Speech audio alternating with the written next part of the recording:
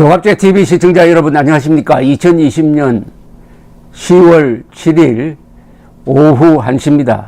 지금부터 문재인이 가짜 민주주의자고 이승만이 진짜 민주주의자라는 증거를 확실하게 여러분들에게 들이대 보겠습니다. 민주주의는 뭡니까? 자유를 지키는 정치 제도입니다. 그래서 자유민주주의라고 불러야 합니다. 북한은 인민민주주의라고 하면서 수령 한 사람을 지키고 나머지는 다 수령의 행복을 보장하기 위한 결사옹위체, 즉 총폭탄이 되겠다고 맹세한 사람들이고, 남한의 민주주의를 부르짖는 사람들 중에 상당수는 그 북한 노동당 정권과 같은 의미의 민주주의를 차용하고 있는데, 질문 하나만 하면 됩니다. 진짜냐 아니냐? 민주투사라고 자처하는 사람에게 이 질문만 하십시오. 당신 공산당과 싸운 적이 있느냐? 없다고 하면은 가짜다라고 해야 됩니다. 왜냐? 한국의 민주주의는 공산당과 싸워야만 지켜낼 수가 있으니까, 공산당과 싸운 적이 없는 사람이, 아니 공산당과는 싸우지 않고 대한민국과 싸운 사람이 민주주의자, 민주투사, 인권변호사를 자처하면 그 자체가 사기입니다. 일제와 싸운 적이 없는 사람이 독립투사를 자처하면 사기가 되는 것과 똑같죠. 그런데 이 문재인 대통령은 자신이 3대째 민주정부라고 이야기합니다. 1대 김대중, 2대 노무현, 3대 문재인이랍니다. 그러면 이승만이 민주정부 아닙니까? 노태우 민주정부 아닙니까? 누가 진정한 민주주의자냐? 이승만과 문재인을 비교를 하겠습니다. 문재인 대통령은 지난 10월 3일 광화문 집회를 막는다는 명분으로 10,000명의 경찰을 동원해가지고 300대의 차량으로 광화문을 봉쇄를 했는데, 광화문에 사람 한 사람도 없었어요. 시위하러 나온 사람이 없습니다. 그러면은 누구를 위한 방역이고 누구를 위한 경찰 동원이냐? 그날은 국민이 시위를 한 게 아니라 경찰관이 시위를 했어요. 유령과 싸웠습니다. 이게 바로 헌법이 보장하고 있는 불가침의 기본권인 집회 시위의 자유를 억압한 거죠. 그러면 민주주의자가 아니죠. 다른 말로 불러야죠. 그날 문재인 정권이 경찰을 동원해서 위반한 헌법이 4개입니다. 제7조, 공무원은 국민 전체에 대한 봉사자이며 국민에 대하여 책임을 진다. 공무원은 국민 전체에 대한 봉사자이며 국민에 대하여 책임을 진다. 그리고 정치적 중립은 보장된다. 그런데 그날 경찰 공무원은 국민 전체에 대한 탄압자이며 문재인 씨에 대한 봉사자로 전락을 했습니다. 헌법 10조, 모든 국민은 인간으로서의 존엄과 가치를 가지며 행복을 추구할 권리를 가진다. 국가는 개인이 가지는 불가침의 기본적 인권을 확인하고 이를 보장할 의무를 진다.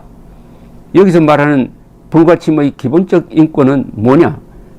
헌법 제21조, 모든 국민은 언론 출판의 자유와 집회 결사의 자유를 가진다. 헌법 제11조는 모든 국민은 법 앞에 평등한다. 7조, 10조, 11조, 21조를 모조리 위반했습니다. 명분은 뭐냐? 코로나 방역이다. 그런데 같은 시간에 서울대공원은 사람들로 메워졌습니다. 그럼 서울대공원에 모이는 사람과 광화문에 모이는 사람을 차별한다는 이야기 아닙니까? 한쪽은 보호대상, 한쪽은 배척대상. 이런 헌법은 개업투쟁론에 입각한 사회주의 헌법입니다. 사회주의 헌법이 아닌데 사회주의 헌법식으로 해석을 해서 공권력을 악용을 했다. 헌법 위반입니다. 이거 탄핵 사유입니다. 코로나니까 개인의 기본적 인권은 제한해도 된다. 이게 지금 통용되고 있습니다. 그러면 6.25 전쟁 때는 어떻게 했을까요? 전쟁, 코로나가 아무리 심하다고 하지만 전쟁보다야 지금 코로나로 사망한 분이 400여 명입니다.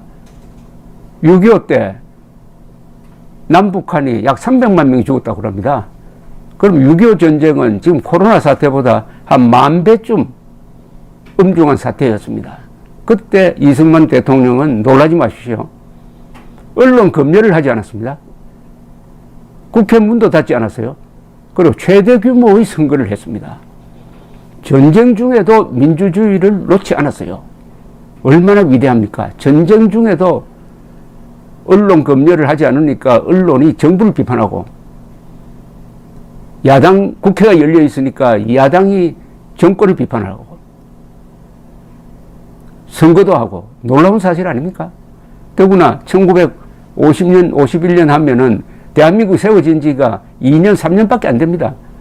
아직 대한민국의 어린 민주주의가 그런 말을 뗄까 말까 한 시절에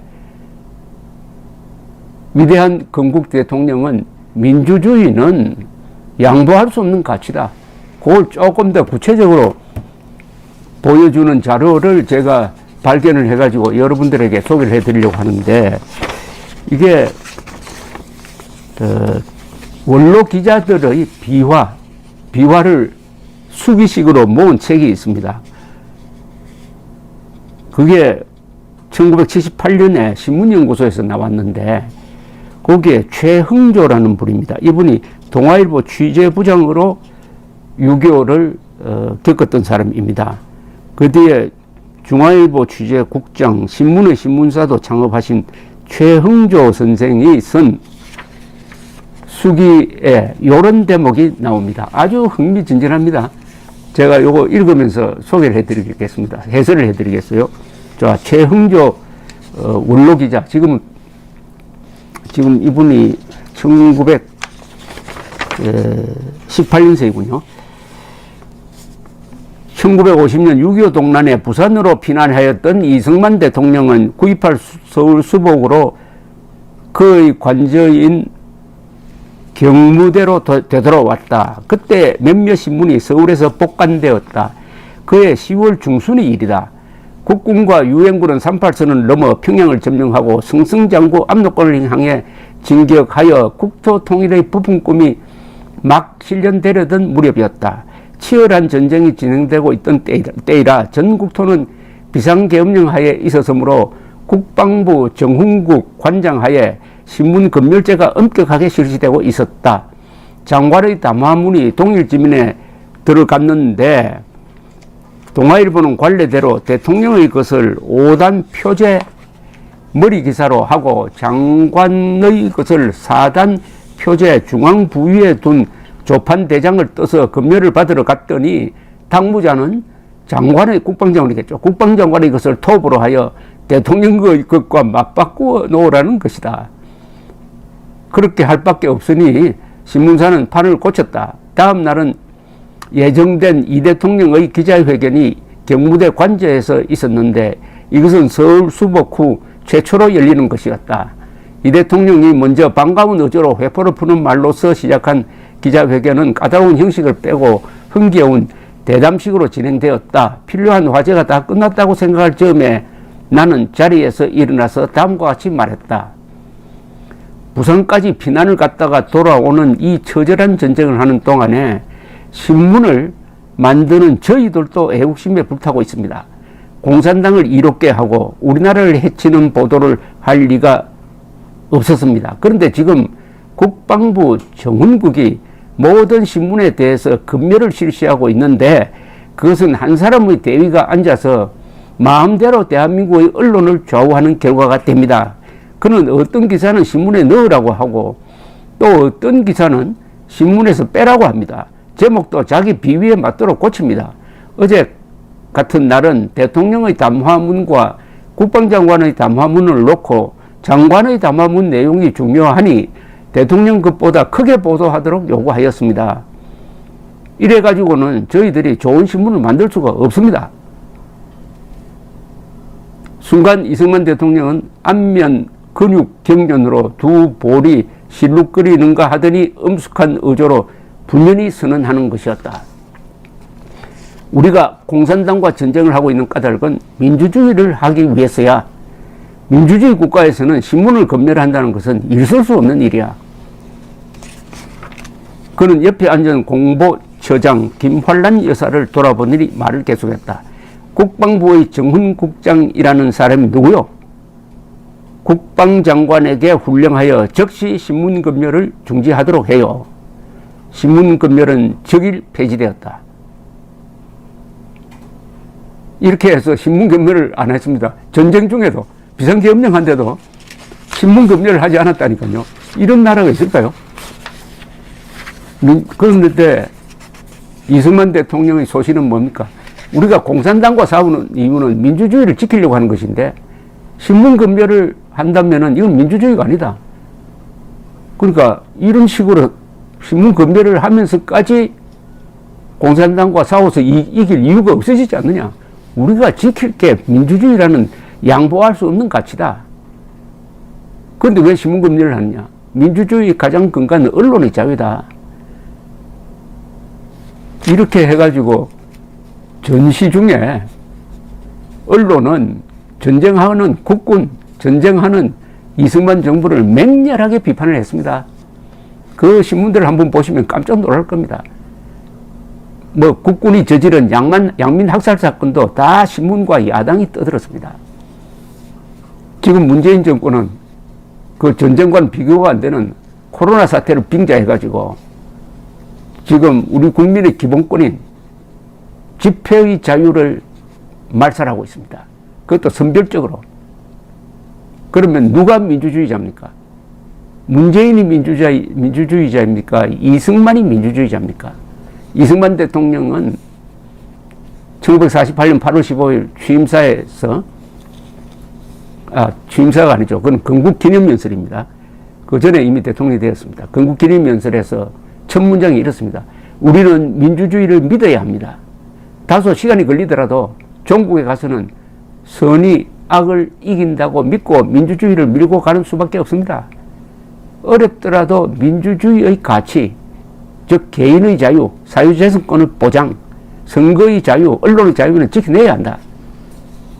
그래서 오늘 70년 만에 이런 근사한 민주주의를 만들었는데 그 민주주의 덕분에 문명건설을 했는데 문재인 집단이 나와가지고 자기들만 민주주의자다. 이승만은 적폐 세력이다. 독재 세력이다. 이렇게 몰아가고 있습니다. 오늘 제가 설명드린 이 에피소드를 많이 전해주시기 바랍니다. 조갑제닷컴에 실려 있습니다. 감사합니다.